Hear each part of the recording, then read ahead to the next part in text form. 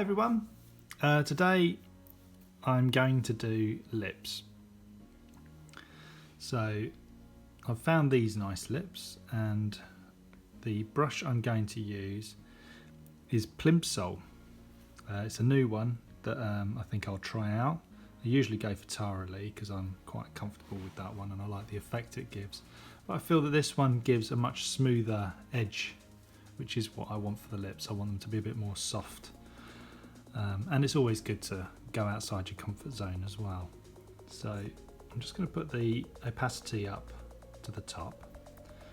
I'm not worrying about the size too much. I want to keep it kind of small and neat. So I've got it this size, which is going to give me about this sort of scale. I might go a little bit bigger than that. Yeah, that's nice. And so I'm going to give myself a brand new layer. For all those watching that don't know, this is a program called Procreate on the iPad Pro. So it's just what I use all the time to do all my artwork, which you can have a look on any playlist I do. So shall we begin? So I've picked a mid-tone colour, which is around here, because in that way I can go light or dark after I've laid that down. So anybody who's followed anything that I've done before will know that that's my method of how I do things, how I colour in. So I'm just going to follow this line here. Not necessarily going to go for accuracy, just try and capture the voluptuousness of the lips. And after we've got the rough shape, I can go around and tidy it up with the eraser tool, which is something that I tend to do.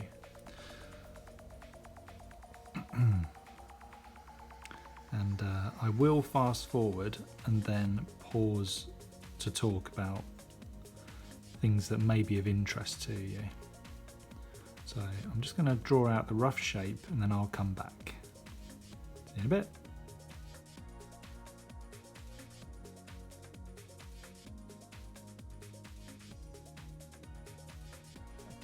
So now I'm going to do the lower lip. It's a different colour completely, really. It's because the light catches the lower lip more than the top lip. So just going to take it here. As you can see, it goes down, but then it actually comes back up and kind of does this very subtle lump there. I'll try and figure that in. So I tend to do observational drawing. That's what I like to do. Drawing from memory is something I used to do a lot, but I just discovered that really it slowed me down with my learning. And actually, if you do observational drawing, you learn far, far quicker.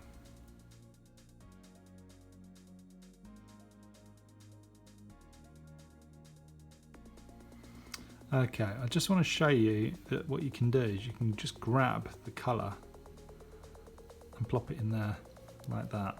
So it's far quicker. And I thought, oh, I didn't show you that. It's a way of doing things. Okay, so we got like a fairly basic lip shape here. Now, this is very similar to doing the strawberry video that I did, and I would suggest this is actually a lot easier because you don't have all the seeds and too many indentations. So hopefully this will be far simpler to try out yourself if you just want to take it a bit easy. So I've just switched to the eraser tool, and what I like to do once I've got this far is I like to sculpt it. So anywhere where I've got like lumps and bumps that I don't need, I can just sort of go around, just smooth it all out, and try and make it look a little bit tidier. I have got my glasses on this time, so I'm expecting great things.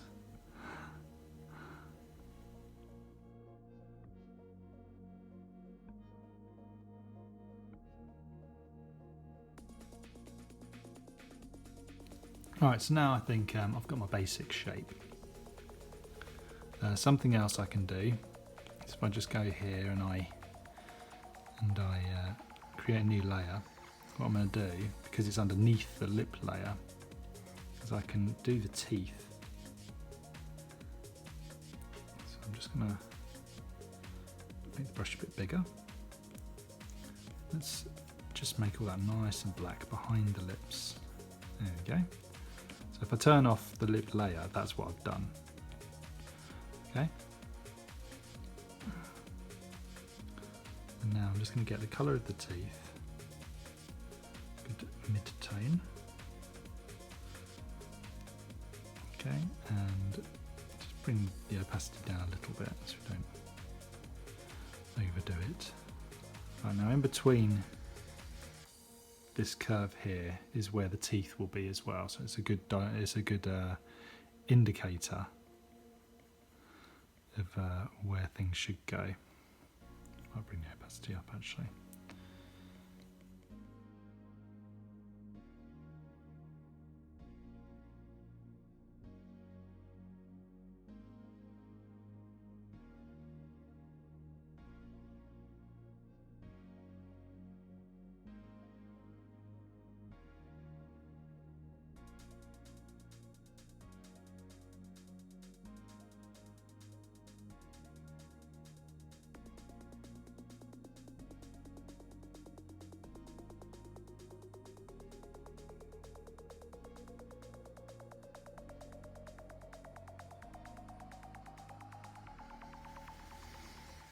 Okay, just going to quickly use the blender to kind of make all this look neat,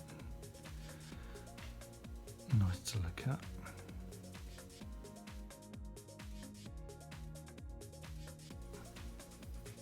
And as usual, I'm just grabbing the colours from the picture just to speed things up, so you don't have to think too hard.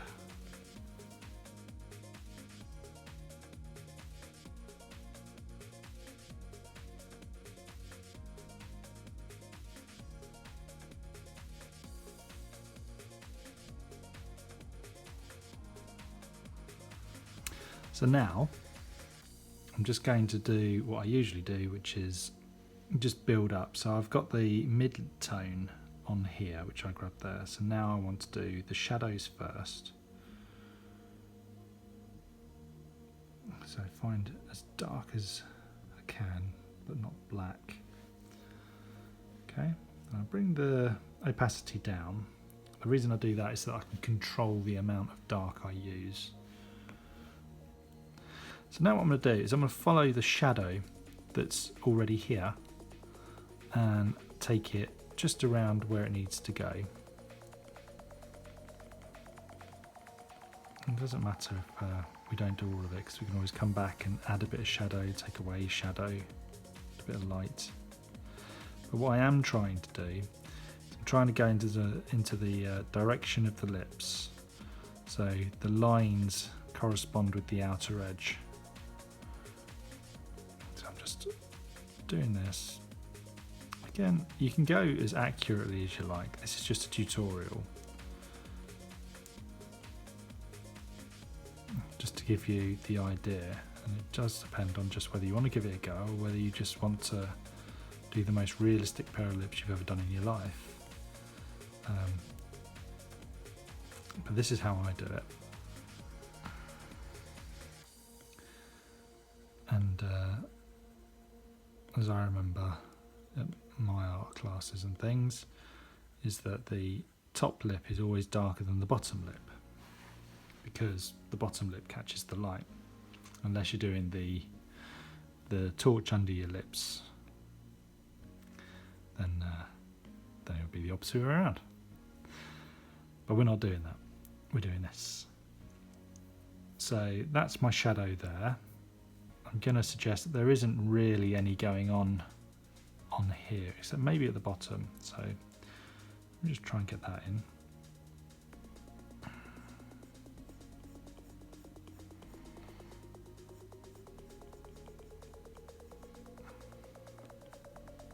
Bring the opacity down, because there's not a lot of shadow, because it's It's mainly in light, but the technique that I'm going to show you here is actually quite fun for showing depressions in the skin. So I'm just going to go along, do a few like this. Try and capture some of these wrinkles properly. I'm going to do the same. Yeah, we'll do the same up here. Some of the lighter ones. Okay, so now I'm going to do the lightest colour, well, the lighter red, should I say. Again, I'm going to have the opacity probably about halfway, because I don't want to overpower it, but you can always go back over it and fix it. Bring that up a bit. There we go.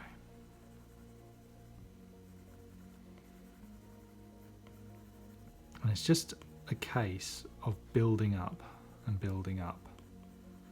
That's all we're doing.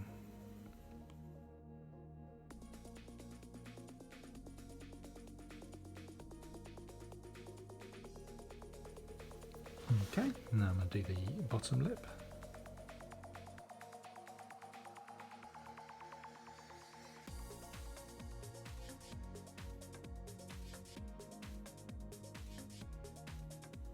Now the reason for putting the lighter colour here is so that when I start applying the brightest, the white, it will just really help it sort of stand out.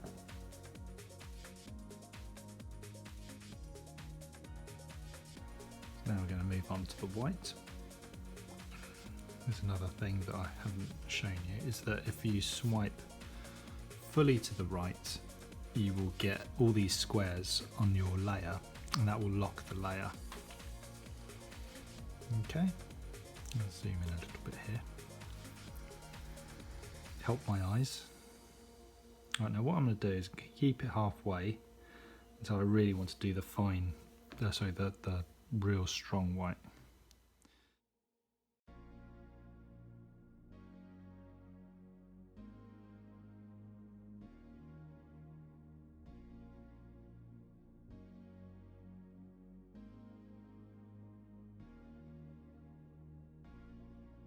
So what I'm doing is just catching in these little flecks of light and trying to make it look a little bit more believable. Now when I did all these darker lines here, that's where I wanted to sort of show dips, creases. So you do a kind of like rim light sort of either side of something like that, and you can create the impression that the lightest part is closer to the light and the darkest part is further away, which will create like a kind of like ravine effect, which is basically like frown lines and stuff. If you look at a person and their frown lines, and you can see where it's darkest, where it's lightest, and where the mid-tone is in that. And that's all I'm trying to do here. If I haven't explained it right, tell me and I will try and explain it better next time, or do a demonstration, but as it is at the moment, I'm just putting too much white down is what I'm doing. White is very, very strong, so I just need to try to chill out on that so I don't lose control of my picture.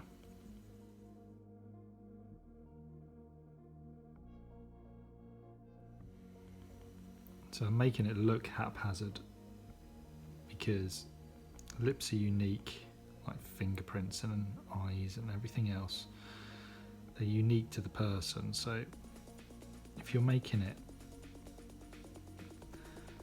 just out of your head, you can be this sort of relaxed about it and just have fun trying to make just attractive lips.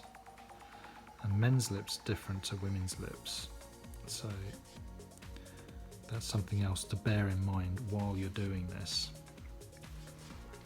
Okay, so I can use my blending tool. I'll just blend in, take some of the roughness out of the lips.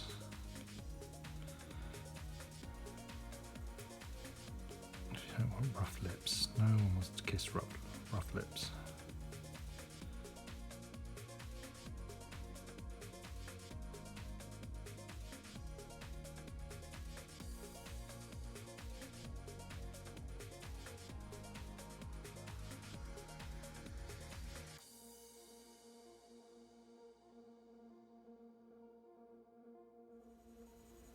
Okay, so I'm just blending it in.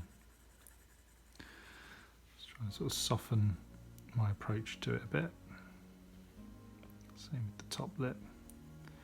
Try and get them to marry up a little bit nicer than originally, just because you want to get as much of an effect going as you can.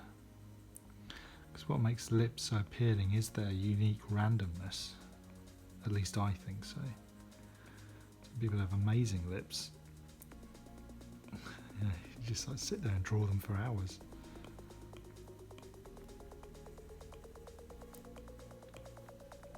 And see. So now the lips are starting to look pretty good.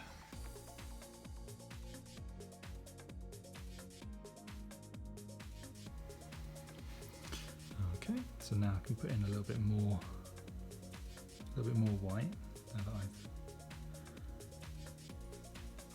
done that, but I think I'll use a smaller brush, higher opacity,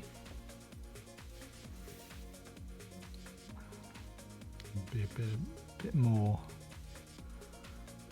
thoughtful about where I put things now. I'll make the brush slightly bigger there.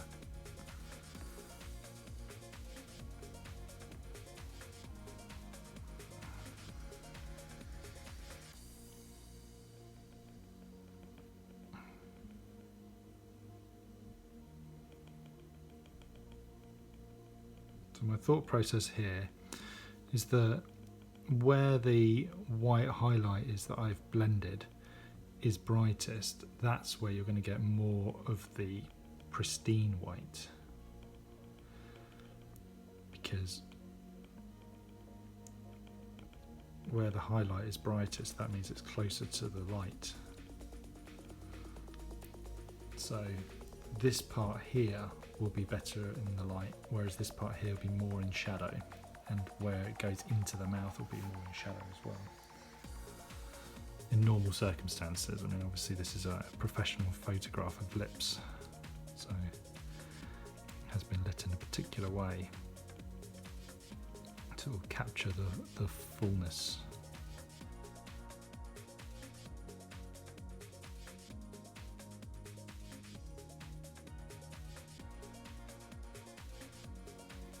So I'm planning on tapering it off as well, like it is in here. You've got this part that's got all the light, and it tapers off out. So the concentration needs to be here. But again, you can see where there's clear red going through it. That's where it will sort of go into this sort of valley effect thing. So you don't want to fight that. You want to draw what you see, because otherwise it will not look right.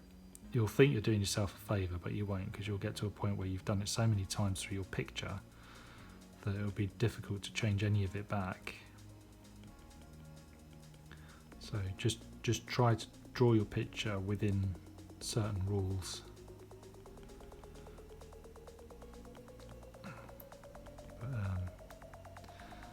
Pair of lips that I do really like are the Rocky Horror Picture Show lips. They're good fun. I think they're Tim Curry's lips.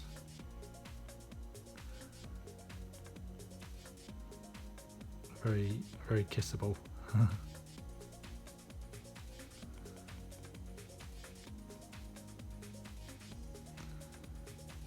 we go, so just tapering it out.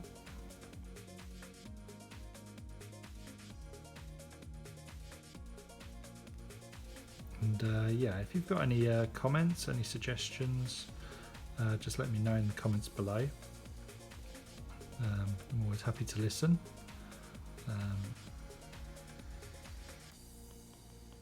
And take it from there.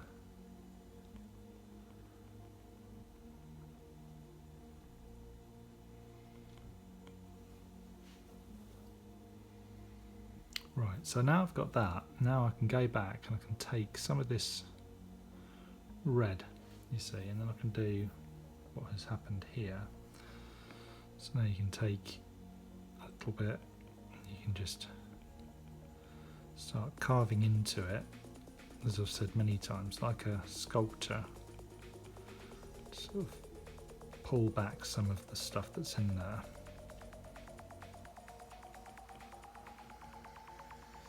Try and make it look more organic. That's where randomness comes in nicely with stuff like this, because that's what makes things look natural.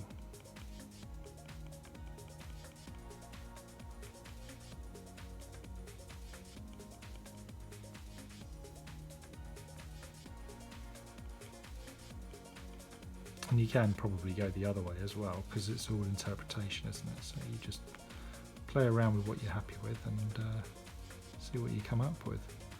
That's what style's all about. Developing your own style. You might like it to look less natural, more industrial.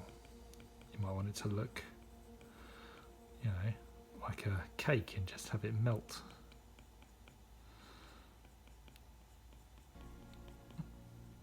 Just play with everything. Have fun. That's what life's all about.